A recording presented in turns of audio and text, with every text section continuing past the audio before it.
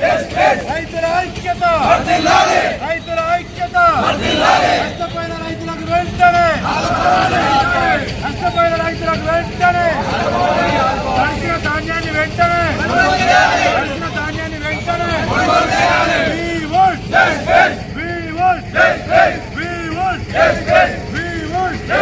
రైతుల ఐక్యత, వర్ధిల్లాలి వర్ధిల్లాలి వర్ధిల్లాలి వర్ధిల్లాలి అధికారులు వెంటనే,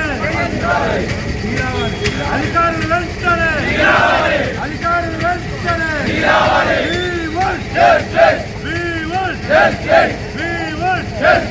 15 రోజులైనా కానీ ఇప్పటి వరకు ఏ ఒక్క అధికారి కూడా పనులకు వచ్చి 7 మంది రైతులు పూర్తి స్థాయిలో నష్టపోయారు.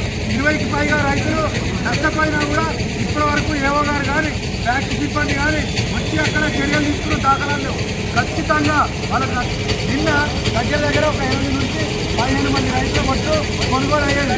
అయినా కూడా మీ నిర్లక్ష్యం వల్ల నిన్న వచ్చినటువంటి వాళ్ళకి 15 మంది రైతులు నష్టపోయారు. ఇప్పుడు ఎన్ని రోజులు వేస్తాయి సార్? అధికార పక్షానికి సిక్కులేదు, ప్రతిపక్ష పక్షానికి సిక్కులేదు. ఉండాల్సిన నష్టపోయిన రైతులు మాత్రమే. రైతులకు వెంటనే నష్టపరిహారం చెల్లించాలి చెల్లించాలి.